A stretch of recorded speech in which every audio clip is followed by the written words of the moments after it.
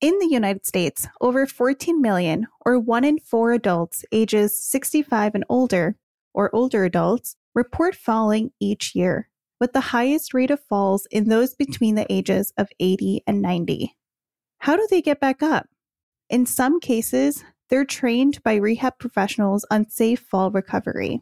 Oftentimes, however, that doesn't translate to how a caregiver can help the person get back up. What is a safe way to enable a single person to assist in fall recovery? Let's find out.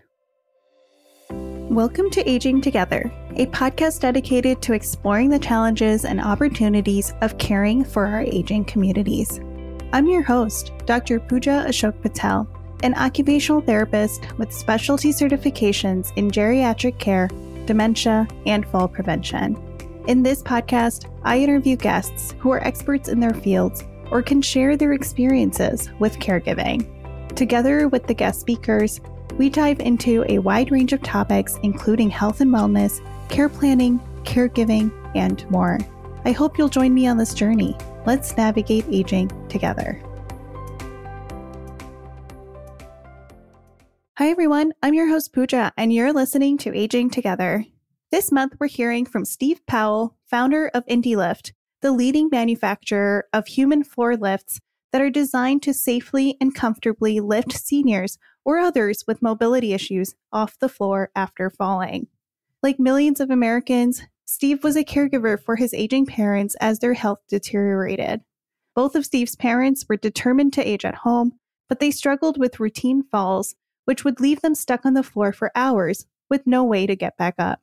Eager to help, Steve invented a device called IndeeLift, a people picker-upper, that safely and quickly lifts a person back to their feet after they've fallen, allowing them to quickly resume their day with dignity and independence.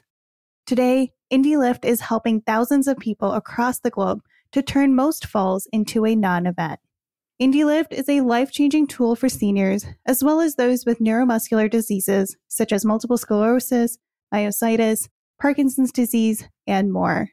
IndeeLift's floor lifts are specifically designed to be used individually at home or with the help of professional health caregivers. IndeeLift's design removes the need for manual lifting, drastically cutting down on injuries among caregivers and EMS. Together, we're taking a dive into Steve's journey as a caregiver for both of his parents, his challenges with fall recovery as a caregiver, and how that all led to inventing IndeeLift. Please join me in welcoming Steve to the show. Hello and welcome to the show, Steve. Thank you so much for joining me today. Thank you for having me. Steve, from our brief interaction, I can tell we could talk for days about our shared passions. Unfortunately, we don't have that much time. So let's break this down. You told me about your role as a caregiver for your parents. So let's start there. Can you give us a brief background on your parents? Sure. I've been a caregiver for my mother for about 25 years. She recently passed at 91 in December, but I'd taken care of her and laundry and groceries and all of those sorts of things, as well as getting her off the floor for many years. And my father, I wasn't a primary caregiver. I was a secondary caregiver in that in support of his wife, I learned how to execute peritoneal dialysis, and I had to do insulin and all the things he needed medically so that she could get a break. So I spent a lot of time doing that kind of stuff, but I wasn't the primary caregiver per se, but a lot of years. So with my mother since about 2010.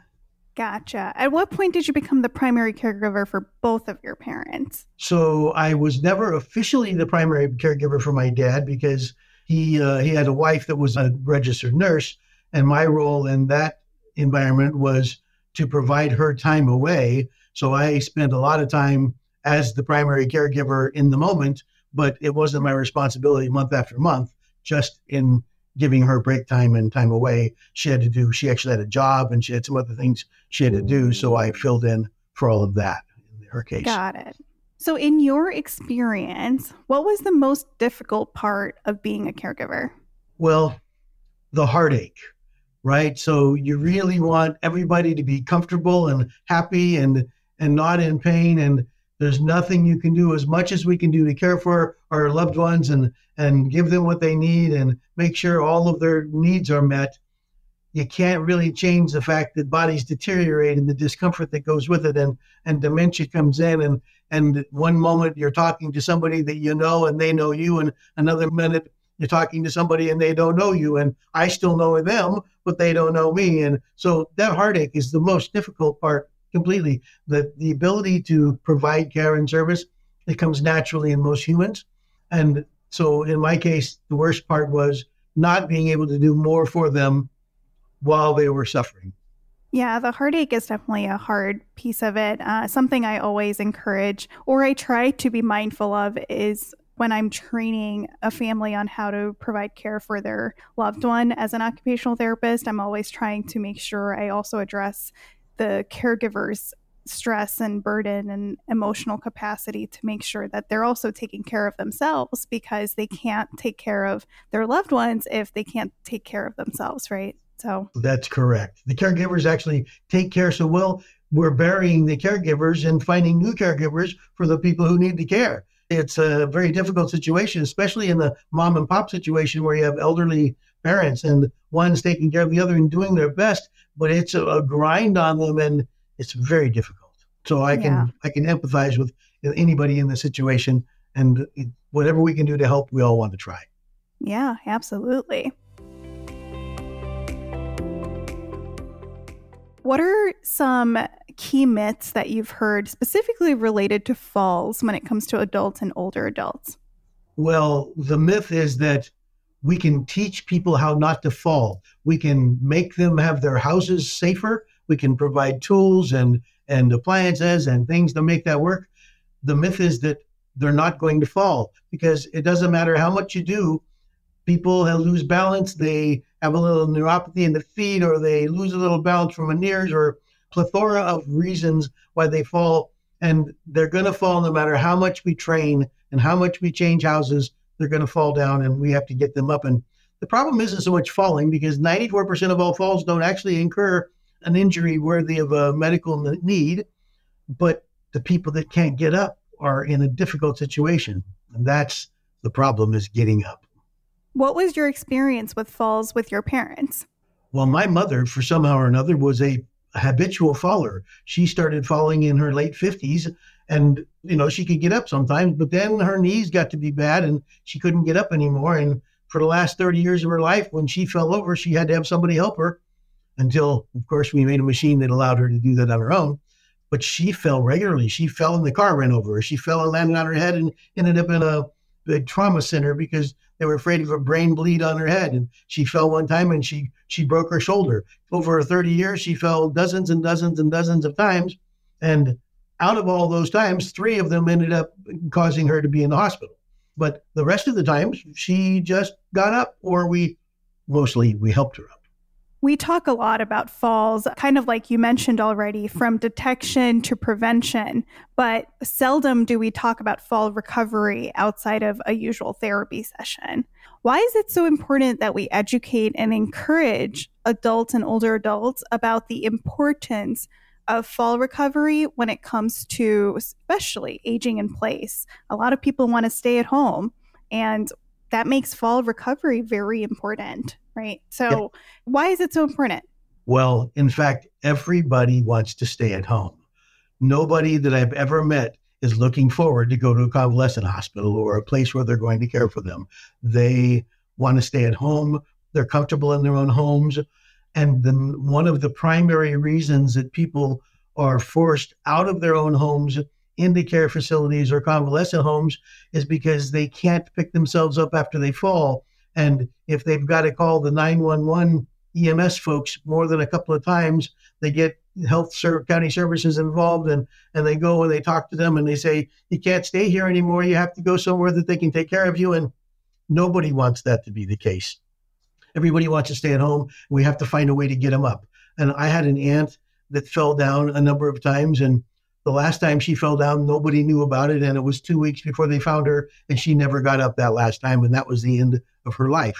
And I have a couple of aunts that they would fall from, one was wheelchair bound, and she would fall from her wheelchair transferring to the bed or to the toilet, and then she couldn't get up, and the fire department would come, and they'd say, oh, no, you look a little peaked. Let's take you to the hospital and check it out. they'd get there and she'd have a UTI or something, and she'd be in a hospital for 3 days. And because she was so weak, then they wouldn't allow her to go home. So they put her in a rehab for 30 or 40 days. And what started off as I just fell transferring from the commode to my wheelchair is now 45 days later and $150,000 in expense that brings me back home in the same place I was. And it didn't really change anything. And so fall recovery is a really important component of that, of life and living independently. And that's why I'm here today, because my parents needed an independent way to live at home, and I couldn't find a solution, so I made one. I love that. And you're so spot on with your description of how a simple fall could land you in the hospital and then into rehab for a prolonged period of time. And then you go home and the cycle just starts again, right? That's right. You mentioned this already about why you focus on fall recovery. There are plenty of new technologies out there every day with detection and prevention goals, but you specifically started a company focusing on fall recovery. Why did you find that so meaningful on top of course, your parents being able to pick themselves up off the floor? Well, the reality is falling is something that's normal and people do and will continue to do. But as we have better science and better health, we live to be older. There's happens to be 17 million people in the United States that are over 85 years old. And those folks all want to stay at home.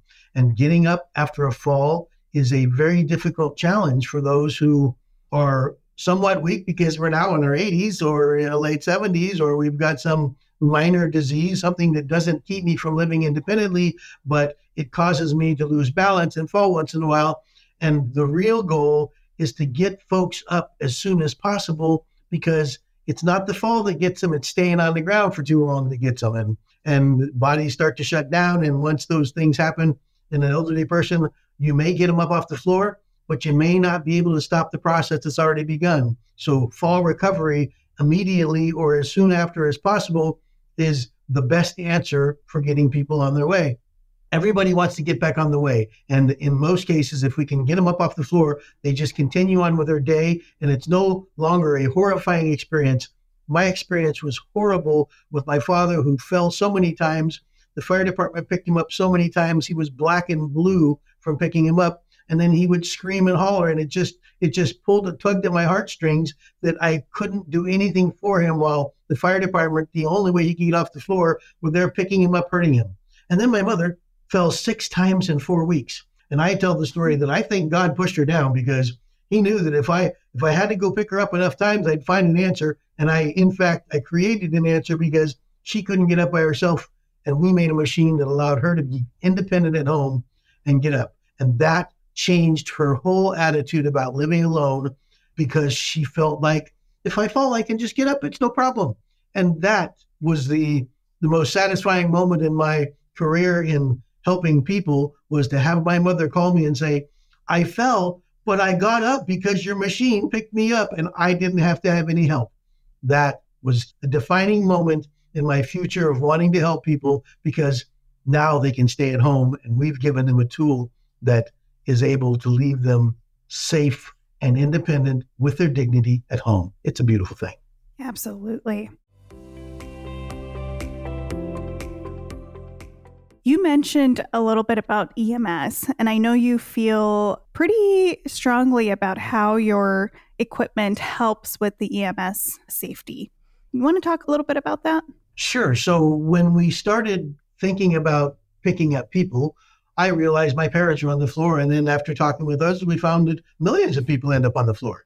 Well, most of those folks don't have a family network or a family that's close, and their neighbors can't pick them up. And so they end up calling 911. And now this has become a giant problem for society, and that the emergency medical services folks who should be out working on car wrecks and people that are actually medically in need are spending much of their resources going out to pick people up off the floor.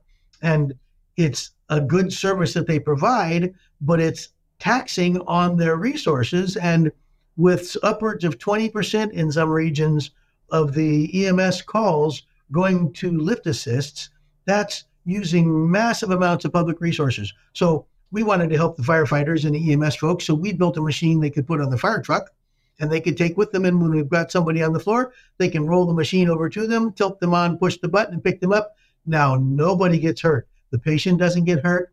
The firefighter, the EMS folks don't injure their backs.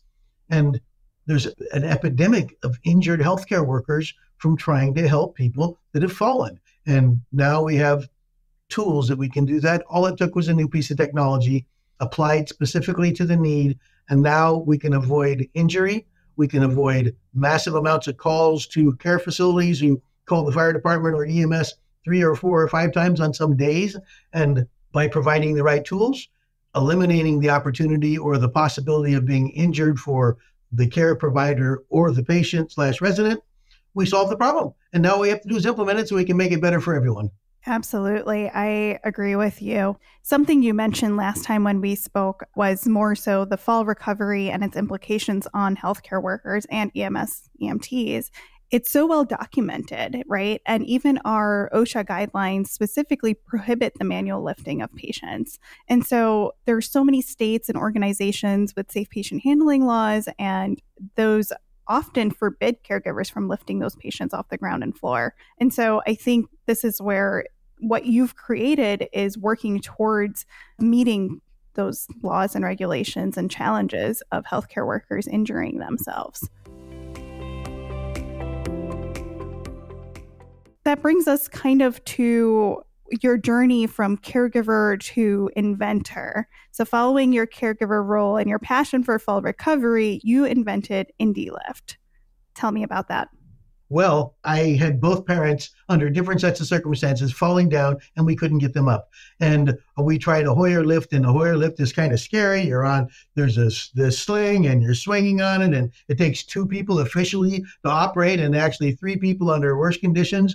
And it doesn't fit in the home. And the only thing that we had was a device like a Hoyer lift that was never intended to pick people up from the floor. It was a transfer device from a bed to a gurney to a wheelchair back to a bed. But now they've adapted it to pick people up off the floor. But it became, since it wasn't designed for that job, it was not the safest way to do things. And there's a number of folks that have been injured on Hoyer lifts because the people that are working with it, there's not enough people. They don't understand the rules and people get injured. So I had to find an answer. There wasn't one. And I thought, well, I'm a creative kind of guy. I've been building telecommunications infrastructure for 35 years. I've got all the tools that it takes to invent anything I need. So I invented a machine to do that. Although it wasn't as easy as I thought. I had 5 different iterations of machines that failed miserably before I actually got a design that did the job. So I did go from, I need to solve a problem and all of a bunch of iterations trying to make it right, to actually having a machine that was self-operable so that my mother could pick herself up off the floor. And that was the journey. Went from I need to solve a problem to solving a problem and finding that the rest of the world has this problem. And if we do it right, we can help a lot of people. And that's why I became an inventor of this specific device. Awesome. How'd you sell this problem to your investors? So it ends up being that everybody has an aunt or a mother or an uncle or a cousin or somebody who has fallen down and they can't get up, whether it's caused by disease like Parkinson's or a neuromuscular disorder like inclusion body myositis or muscular dystrophy. Everybody knows somebody that had to call the fire department to get up. So when I went to people, I was trying to get some money to start a company. I went and I explained what I did, and everybody said, oh, no, I had to pick my mother and we had the fire department out and everybody. So everybody that was interested at all has some skin in the game because they have somebody in their family that I just had to pick up my brother the other day. We had 911 and my neighbors at Parkinson's that we've been over 4 times a week to pick him up off the floor. So everybody understands the problem exists, but nobody really focused on how do you solve the problem, and solving the problem is the picking up part, right? Everybody's going to fall, or the people that fall are going to fall, but getting them up is the key. And so now we have a machine to do that. It's a beautiful thing. Yes. And I think I see that your machines are patented. They are. We actually, so along with the desire to solve the problem, what I had was unique and different that nobody ever had. So we filed some patents, and we ended up with 2 U.S. patents and 1 European patent currently in place. And we have 2 more patents working through the system right now because our mousetrap is a better mousetrap. There wasn't any device built specifically to pick people up from the floor. And now we have a device that's that way. And we do have a patent. And I'm not all that interested in keeping others from being able to provide these kind of solutions. But I've been validated as a inventor by the U.S. Patent Office because they gave me patents. They said, your device is very unique and it is what it needs to be. So we're giving you that patent. I'm a happy guy with that. I'm not so sure that the patent is going to be so helpful, but what is helpful is the attention that we're getting now because of the need becoming the forefront. In 2018, OSHA rewrote the regulations on safe patient handling, eliminating manual lifts. You must use mechanical devices. And the hospital spaces use hundreds of thousands of dollars on every floor to put lift devices that run along the ceiling and try to pick people up, but they still don't go in the bathroom and they still don't go on the floor down in the hallway. So our device is something that can be used in any of those places and solve the problem. So we build them for people at home, we build them for care environments, we build them for caregivers in hospitals and acute environments, and we build them for EMS. So it's really turned into a very interesting business. And everybody who uses a machine and avoids getting injured has nice things to say about what our machines do. That's awesome. And I think you said that you don't think the patent matters much, but I think it validates the idea and the creation you've created, and that it's something that hasn't been done before, and you're solving a problem that is going to only get worse in the upcoming few years, right? Right. Well, we have 65 million Americans that have turned 65 in the last 4 years. I happen to have turned 66. We don't have places to put folks. As we get older and our bodies start to deteriorate, we want our quality of life to be there. We want to be independent. We don't have any place to take care of these. We don't have people to take care of these folks. So we have to provide tools that allow people to maintain living in aging in place. And that's what everybody wants. I love my home. I want to stay here till I'm gone. And I'm going to stay here till I'm gone, come hell or high water. And now one of the main reasons that people can no longer stay at home, we can solve that problem for a few bucks. We can make it so you can stay at home. And if you can't help yourself anymore, your loved ones or their neighbors can help you, and you can be independent and not be told, we're going to have to put you somewhere where they can take care of you. And nobody wants to hear that. I'm nodding my head at everything you're saying because you're spot on. I mean, that's exactly what we address and talk about all the time.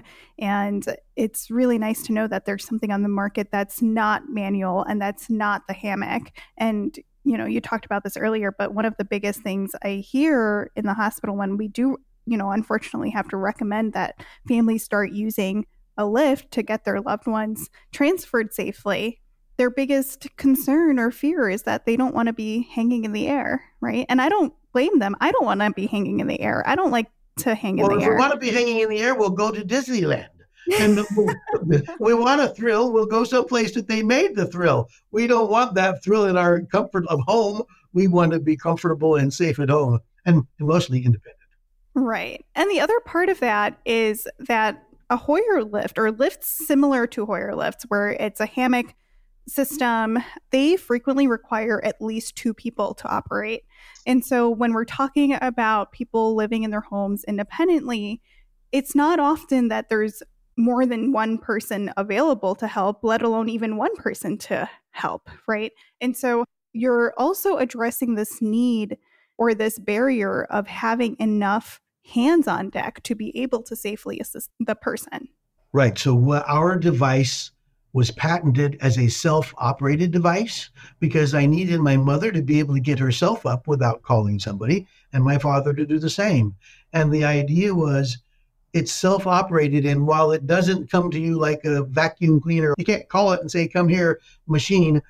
Many people who are living alone, they live in apartments, they can centrally locate this device somewhere where if they can scoot over to the telephone to call for help, they can scoot over to this machine and pick themselves up. Now, of course, it's much more comfortable if my wife or my husband or my partner or my neighbor or somebody that lives with me, a caregiver, can roll the machine over to me if I've fallen and I can get on and pick myself up. But in most situations, people were ambulatory to begin with. They just fell down and they've got bad knees, or they've got bad hips, or they've got a little extra weight, or they've got something that's made them, or they're just elderly and they don't have the strength. If they can scoot over to the machine and push the button, it'll pick them up and they're on their way in moments, in contrast to waiting around, first calling the family, who then can't get you up, who calls the neighbors, who can't get you up, who ends up finally getting EMS out. We can avoid all of that, a scary, harrowing experience that, by the way, if you're the person on the floor that can't get up and you struggle and struggle and struggle to get up, you're exhausted and you're frustrated and it's very difficult. It is truly a psyche-breaking kind of moment. This machine just eliminates that. And so it's just a simple solution, but it eliminates all of the stuff, the negative stuff that goes with having to get up after a fall. Are there plans to adapt or improve the technology so that it is available to call it, like you said, for them to press a button, maybe that goes on their wrist or on their necklace where they can press it and the machine can come to them? So the technology is there to do that today. Our devices are heavy-duty, industrial strength, durable medical equipment, and they're heavy because they need to pick up heavy people. And we could make that machine smart enough to go from room to room in your house, or to go to wherever you happen to be by programming it.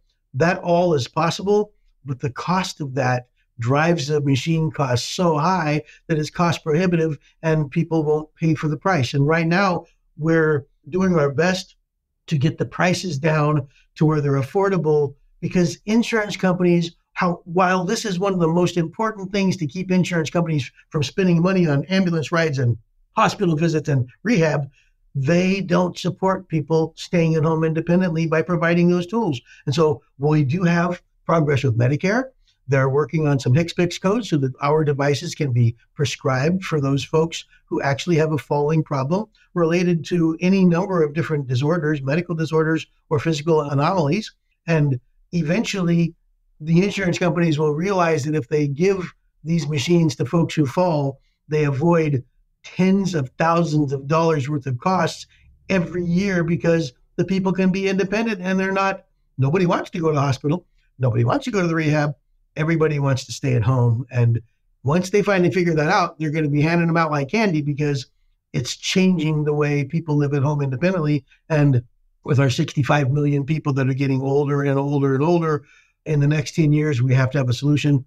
We're there now with that solution, and it's almost as inexpensive as we can make it. It's not cheap because they have to do the job. And by the way, it has to work when you need it. So it's got special batteries. It's got a way to plug it in and operate from that. All of the things it takes to make people safer at home and be able to solve this problem for themselves was the goal of these machines. And we've accomplished that goal. That's awesome. You talked a little bit about Medicare. One of my questions is that many individuals may hesitate to purchase equipment that would ultimately help them, but they can't afford it. What is your experience with that, and how do you circumvent it or help those that are less fortunate obtain the equipment that they need? So there's multiple approaches with that. To begin with, we've been working with Medicare for almost 3 years now, and only in January of this year did we finally get a notice that our application for new medical health codes that apply to our devices is in the review stage. So sometime this year or next, we're going to have Medicare able to pay for these devices. In fact, Medicare Part B, via reimbursement up to 80%, will pay for these lifts in the case of those with ALS, with inclusion body myositis, with muscular dystrophy, with muscular sclerosis. We've had a number of successful applications and paid for machines for those kind of diagnoses that come with falling and needing to recover. So while we don't get everybody reimbursed right now, at some point, if the doctor recognizes that you're going to fall and you need to weigh up safely, they're going to be able to just write in the right code, and the people will be able to get our machines, and it will help them up. And it will help them up this week and next month and in 6 months and in the next year. And what they will have done is they will have saved the insurance companies tens of thousands of dollars every year, because they won't be using services that were only forced on them because they couldn't get up off the floor. What are some of the other ways? You mentioned Medicare is one. So Medicare is one. Some private insurances are working with it now, and our company is focused on helping people. And so we use refurbished machines and we use used machines, and we work with a number of organizations, Rotary and the MS Society and the MS Foundation and Parkinson's Resource Organization. And we work with a lot of different organizations whose goals are to help people stay independent and who participate in helping with the purchase of this kind of equipment. So when people come to us and they say, I really need it, but I can't afford it, we find a way to help them get it, whether it's through service organizations and service clubs or the actual associations that are out there intending to support the humans that are afflicted with their specific flavor, whether it be Parkinson's or ND or MS or cerebral palsy or any kind of groups. There's 500 different neuromuscular disorders, and they're really difficult to diagnose, but they all have the same problem. When people fall down, they can't get up. And so we capture a solution for a whole plethora of medical conditions, all with a simple little device.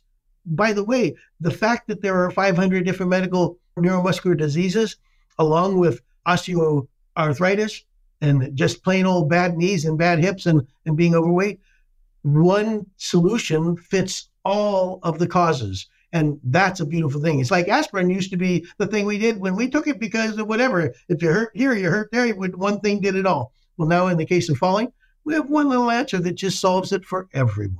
It's a beautiful thing. Do you have any relationships with the Veterans Administration?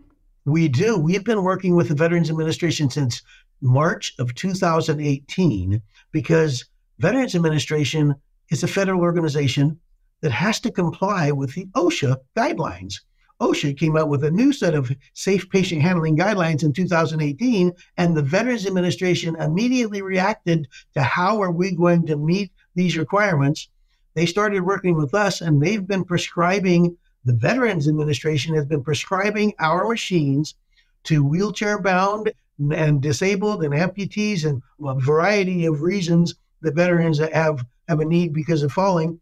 We've delivered hundreds and hundreds of machines to veterans paid for by the Veterans Administration because they recognize that if we can get the veteran up off the floor back into their wheelchair at home without calling 911, then we save a lot of money and we save a lot of pain and everybody's happier.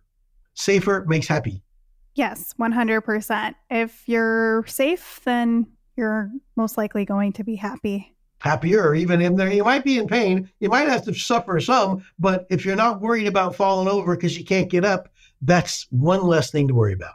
Yeah. It also helps the family members and caregivers get a little bit of a peace of mind too, right? Well, not only does it help them get a little peace of mind, but for a caregiver to be able to roll a machine over and help somebody up safely without worrying about injuring that person or the caregiver, that's just a beautiful thing. People don't really understand this, but people that fall down have a tendency to fall down, and they're going to fall down over time more and more times. We had one paraplegic in Florida that called for EMS 122 times in 1 year. And the fire department said, we got to fix this. We're sending this truck and these 3 guys to pick them back up over and over and over. And they contacted me, and we worked with them to get this person a machine that would help them up on their own. We trained them on that. And in the first year, they went from 122 calls in the prior year to 12 calls in the year that they had a machine. And now that person deteriorated further in it, and they needed to not be independent anymore because that's what ultimately happens. But for the period of time that person was able to use it, he no longer called for EMS and was happy that he could take care of this problem on his own, because nobody really wants the fire department to have to come knock your door down and drag a bunch of guys in to pick you up off the floor. Well, there are some little old ladies that like it when the fire guys show up because they're cute. But yeah, but that is not a good answer for a medical need.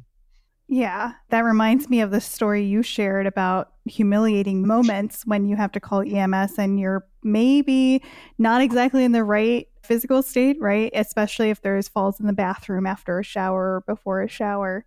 And that's probably a great case use example of that. Absolutely. So it ends up being that my mother fell all those times. I mentioned she fell a lot of times in a very short period of time. The last time she fell, she had to call 911 because I was out of town. And she did, and they came, but they had to break into her house because, like most people, she locks her doors. So they broke into her house, and then they found her. She was on the floor between her bed and the bathroom where she fell. She didn't make it to the bathroom, so now she was a mess. And she was just the most humiliated person to think that there are these 4 guys off this fire truck are standing over her to try to pick her up. And it took them 30 seconds. That wasn't a problem, the timing, but she did not like that. And she told me, I'm never calling 911 again. I'm going to wait till you come home. I'll just call you. I'll just wait on the floor till you get there because I am not going through that again. And she, by the way, is a perfect example where she walked around like she was walking on eggshells because she fell so much she was afraid to fall because that means she has to call somebody. I made a machine for her. We put her in her home. She didn't fall for 9 months. No, it's a fall prevention device. It's a wonderful thing. But then when she finally fell, she called me up and said, Steve, you got to come get me because I fell on the floor. And I didn't get the call right then, right away. I got another call about 3 minutes later, and she called and said, Steve, never mind. I scooted over to that machine you built for me, and I put my butt on it. I pushed the button, and I got up all by myself. And that was the first time in 20-something years that she got off of the floor by herself. And I was just elated. Well, so it didn't take long for her to fall again. And she fell again, and she called me and says, I'm just calling to tell you that I fell, but you don't really have to do anything because I scooted over to that machine and I picked myself up. And at that point, she was 83 years old and now able to get up where she had not been able to get up by herself for her whole life. And now she could get up off the floor by herself because we gave her a tool. It was just a fabulous moment. That's wonderful. I'd just like to highlight that with these machines, it's wonderful that they can get themselves back up, but it's also important to remind them that they still need to call and tell somebody that they fell in case there's some sort of injury or, unseen injury that we want to get checked just to make sure nothing's actually wrong. But then you're eliminating the factor of laying on the ground until somebody shows up, right? So you're decreasing the chances of further injury. Right. Well, further injury to not only the person on the floor, but the people that are trying to help them get up. And the reality is, while they may be bruised and they may be sore from a fall, 90 to 95% of the falls don't actually incur an injury that requires medical attention. And they know if they're hurting. And if they need services beyond that, it's much better to be sitting in a chair comfortably waiting for somebody to take me to the hospital than it is for me to be laying on the floor in pain because I can't get up off the floor. So it's a helpful tool no matter, even if you have an injury later, people injure their shoulders and their arms, you still have to get them off the floor. And picking them up is, if you've got injured arms, how do you pick somebody up off the floor like that? Well, our device picks them up at the torso, so that's not a problem. And it's eliminated those related issues as well. So people are going to fall. We need to help them up. So you mentioned the US and you mentioned a European patent. What countries are your lifts available in? So we actually have a distributor in Canada, a couple of them.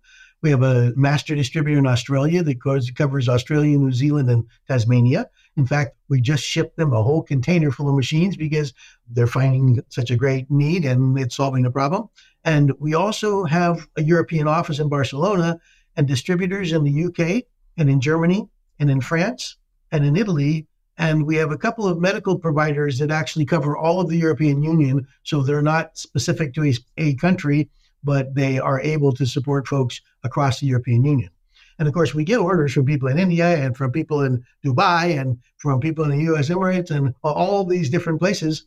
They buy our machine, but we don't have presence there yet. But we did, because of cost of manufacturing in America, we had to go offshore with manufacturing. And now we can deliver a product anywhere on the globe that is efficiently packaged, meaning all of the recyclable requirements and all of the technical requirements for each of these individual environments. And in Europe, I couldn't sell a machine until I became an official medical device manufacturer.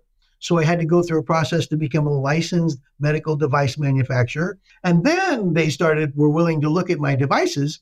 So after 18 months to become a medical device manufacturer, having to have an engineer on site and all the things it took, they finally started looking at our device. And now we have a CE certified for medical application use called an FTS 400 that is being sold across Europe and in the United States and in Australia and in Canada and everywhere they need them. We now have a medically certified device, which is a little more inclusive than our normal home device. So we have a less expensive home fall recovery device because millions of people need it at home. But now we have, for those with real medical conditions and getting funding via the social services or insurance, we have a machine that is actually certified and meets the requirements. So there's no insurance company that can say, oh, no, it's not medically certified, we're not purchasing it. So we've met those obligations as well. And that's across Europe, which, by the way, the CE certification in Europe is valid globally. That's awesome. So one of the things, a lot of these decisions that are made about who's helping, what kind of products are being used to help, where is this help being received, tend to be cultural in a lot of households. Have you encountered any firsthand experiences in regard to cultural differences when it comes to fall recovery and or even equipment purchasing? And if yes, how did you navigate that? So my experience has been that people that fall and need to get up span every demographic of humanity, from youthful people that have disease or disabilities to elderly folks that may be in really great shape otherwise, but they have a little Meniere syndrome and they fall down because they lose their balance. And it doesn't matter what culture or what environment you're from, getting up off the floor is still getting up off the floor. So while people are less likely to spend $1,000 on a machine to pick you up if there's 5 people in the house that can help, that doesn't solve the problem of injuring the fallen person or the people that are picking them up. So it's really about need. And if you're a person who lives with your husband or your wife and you can't help your partner up off the floor and they have a falling problem, this machine is something that people are willing to purchase, as evidenced by, you can go to Google IndeeLift reviews and hundreds of reviews will come up about how I can now take care of I'm now elderly and my wife is elderly and we're taking care of our disabled child who's now 40 and we just can't pick him up anymore. But this machine helps us do that. And so across the board, people explain why in their situation, however unique it is, our machine helps them. And that's a very gratifying thing that folks, they come to me and they call in and they talk to our customer service folks and say, well, just thank the guy who invented it because this just changed my life. And who'd have thought that a simple little device to help you off the floor was going to be so important to the health and well-being of people trying to live independently? Who knew? If we knew, somebody would have invented it a long time ago. But we didn't know and we invented it anyway. And now we get the benefits of the result. And that's a wonderful story for you to share. Mostly, we want to make sure that people are aware that the tools exist because they're making tough decisions about putting somebody that they love in a care facility. And if this is the cause, we can keep you at home. And everybody wants to stay at home. Yeah. As we wrap up, what is one takeaway you'd like the audience to consider as it relates to fall recovery from a caregiver standpoint? Well, caregivers really want to help. That's why they're caregivers. But they are at risk over and over again. Every time they have to manipulate a patient, they're at risk of injuring themselves and the patient. In fact, the caregivers are the folks that end up in more pain than the people they're caring for because they're doing everything they can to help. And so my message is, if we can give the caregivers the tools to make them and their patients safer, that we need to tell the world that. And that's why we're here talking to you today, because the folks that are really providing the care, they need to know that these tools are out there that can help them. We have walkers, we have canes, we have wheelchairs, we have tools to help everybody. We have special bathroom seats, we have special showers, we have special this and special that. And now we have a fall recovery device, because it's not falling that's the problem, it's getting up. And now we can solve that. And so for caregivers, please know that this is there and never get yourself injured again, because we can solve that problem. Thank you, Steve, for this wonderful conversation and our shared passion for public education and awareness around falls and safety with caregiving. Thank you so very much for having me. Have a nice day. Thank you. To my listeners, thank you for tuning into this month's episode with Steve Powell.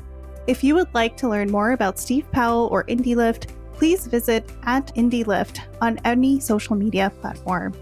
Sharing expert perspectives on various age-related topics and services can help the community learn how to plan for a healthier future. At Aging Together, we are dedicated to helping you navigate aging care together. Thank you for tuning into Aging Together. This podcast is brought to you by Aging Together LLC, a private care consulting practice helping individuals and families age with a plan. This episode was produced by me, Dr. Pooja Patel, in partnership with Natural Eye Media. If you found this episode of Aging Together valuable, we'd love your support in spreading the word. Your likes, shares, and reviews fuel our mission. Don't forget to rate and leave a review wherever you're listening. Your feedback matters. Until next time, take care.